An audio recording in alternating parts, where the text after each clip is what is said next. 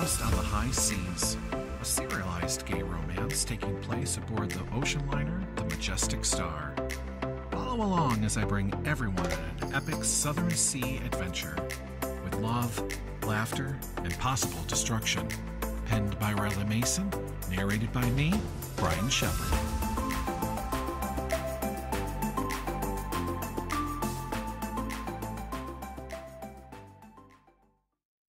Episode 9. Down We Go.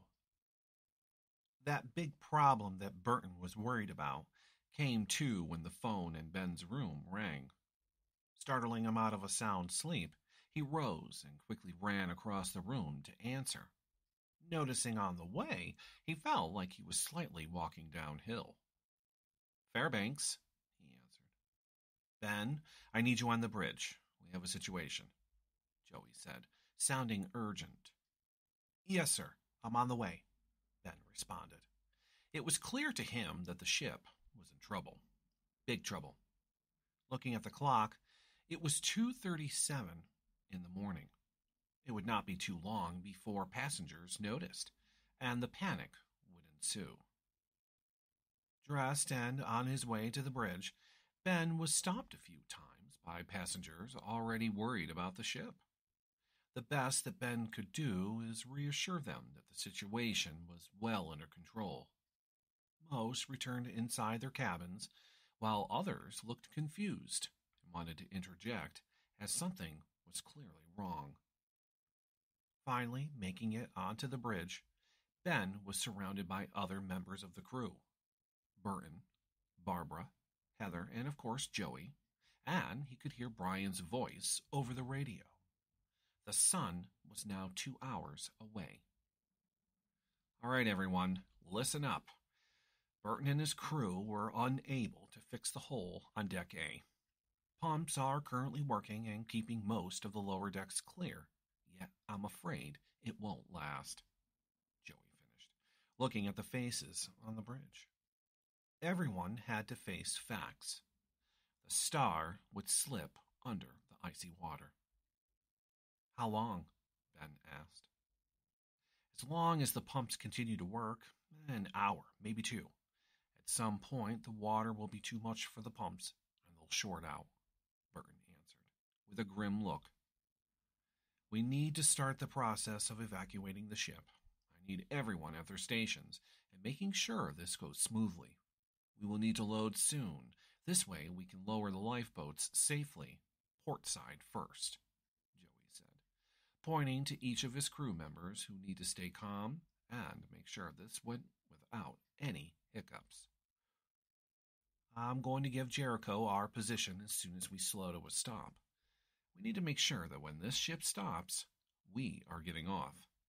Engine room crew will stay to keep the ship operating until every passenger is off. The mayor's boyfriend, Dr. Prescott, is helping medical prepare to move Miss Patel's body, while security is handling Doobie. Any questions?" Joey finished as he looked around the room. Everyone seemed to be in an agreement and knew what had to be done to ensure everyone made it off safely.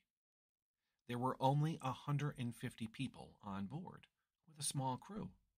This should go smoothly, Ben thought, as he left the bridge and started to make his way to the top deck. Barbara and Heather's task was to go door to door, alerting passengers of the situation, not to panic, and to dress warmly. Passengers were then to meet in the lobby.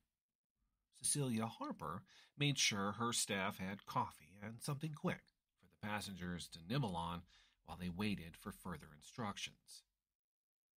As Ben oversaw the deck crew preparing the lifeboats, the security chief, along with Jordan's help, loaded Miss Patel and Doobie first into lifeboat number 2.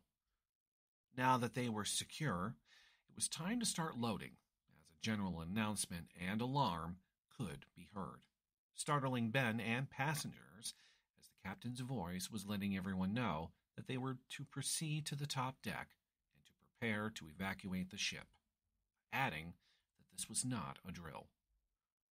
The confusion and the look of disbelief that Ben saw on people's faces as they scurried around and headed to their respected muster stations was a little nerve-wracking. Yet it was his job to make sure everyone got off. Ben was able to notice passengers being fitted with life jackets as they prepared to venture out onto the top deck, leaving the warmth and comfort of the ship. Fortunately, Barbara was not in the mood for those who wished to stay inside.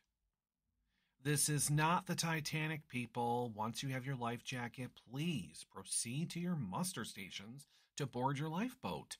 No staying on the ship, she said as she helped with fitting and buckling life jackets for those in a slight panic and obviously frightened. Ben, all rooms have been checked. Heather and I made sure everyone should be on deck. Very good. Security will make a final sweep just to make sure. Anita, what are you still doing here? You should be with Chance, the mayor, and Jordan's group, Ben said as he was surprised to see her. Oh, Ben, no worries. I'm on the way. Chance is waiting for me. Never mind all that. Listen, I saw a woman taking the stairs down. Not sure where she was going. She seemed to be looking for something. Where exactly did you see her, and do you know who? He asked, pressing her to give him the information. Well, it was awfully fast, so I'm not sure. But if I'm correct, it was Lady Catherine Bonet, she said with an eye roll. Anita is not a fan of Lady Bonet. Kitty, as she is known by her family. Kitty was a guest for the wedding. That did not happen. All Ben could think of is her chasing her cat, Mr. Wiggles, who liked to escape from her room whenever the door was left open for too long. Lady Bonet was told no animals were allowed on the ship. However, a letter from her therapist claimed Mr. Wiggles was her emotional support animal. Anita says the only way she gets away with it is because she is posh and stuck up. Posh or not, there was no time to be chasing a cat around the ship, and certainly not during an emergency. Ben would have to go and find her. Making sure that Anita was on her way, Ben decided to go and look for Kitty and get her and himself off the ship, hopefully. Ben was quick to use the main staircase to get to the lower decks. He noticed that the ship must have been listing at least by 10 degrees. Of course, it would get a lot worse once the pumps go. That's if the electricity held out long enough. Starting on E-deck, Ben began to walk the corridor, listening and checking doors along the way.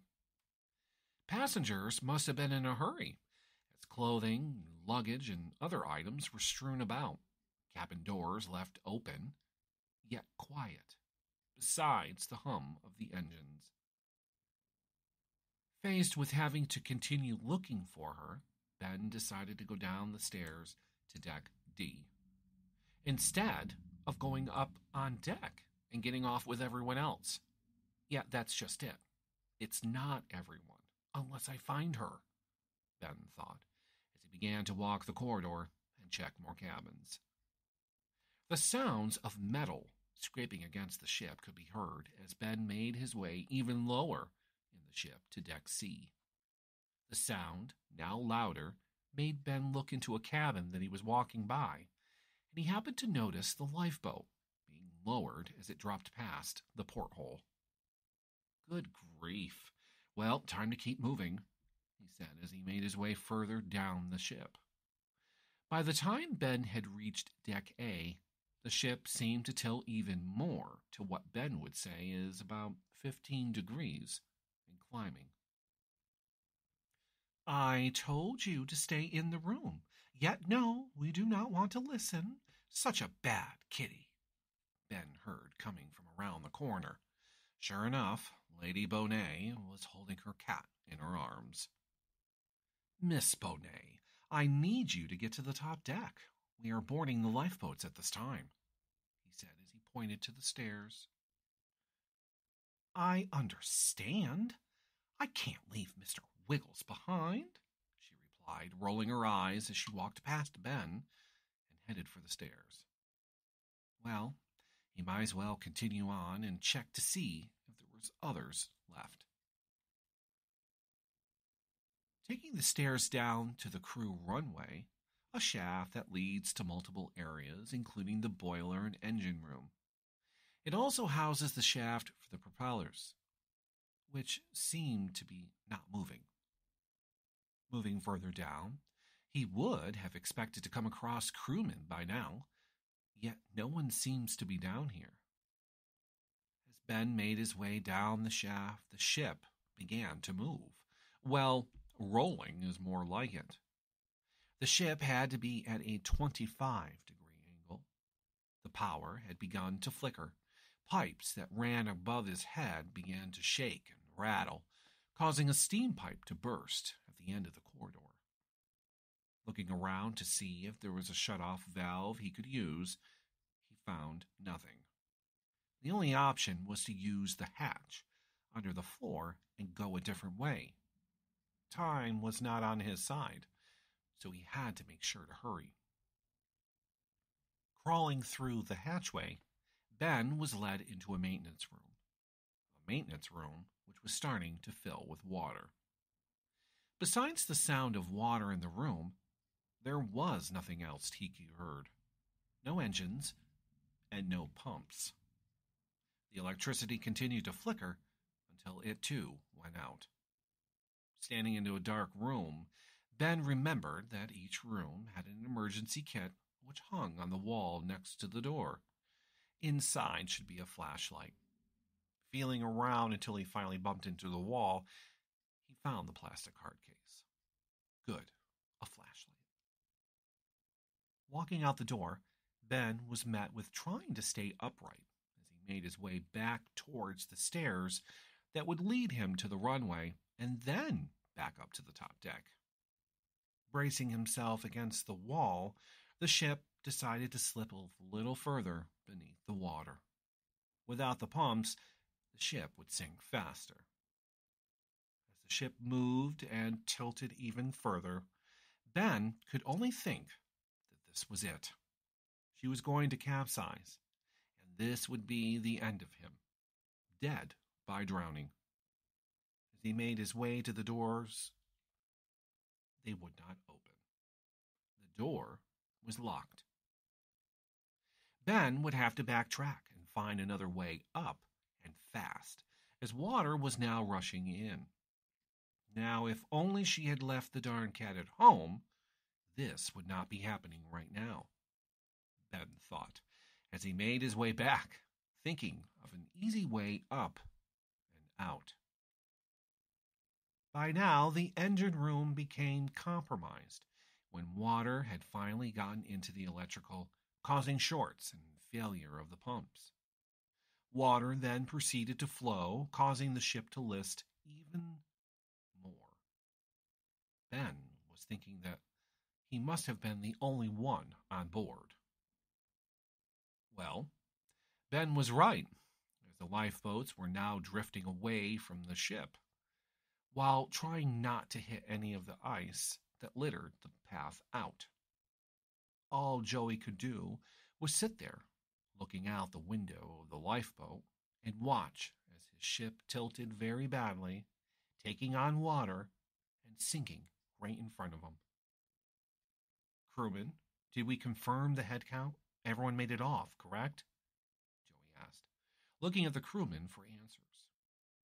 Radioing to another lifeboat put him in contact with Barbara, who confirmed all passengers were accounted for and that she was waiting for a crew report.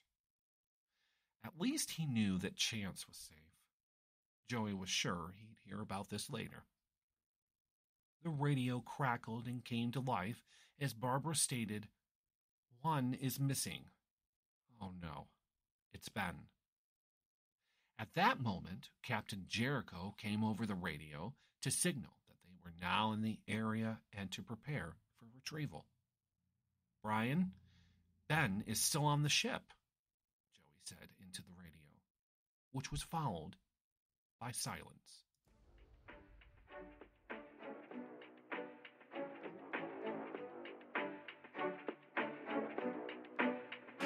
Hey everyone, Rylan here. Just a quick reminder that you can find more information about me and the stories I write by going to my Facebook at facebook.com/author.r.mason. From there, you can find updates, follow me on Instagram, talk to me, and more. Thank you for taking the time to listen and for the support. An R. Mason Media Production. Copyright 2022.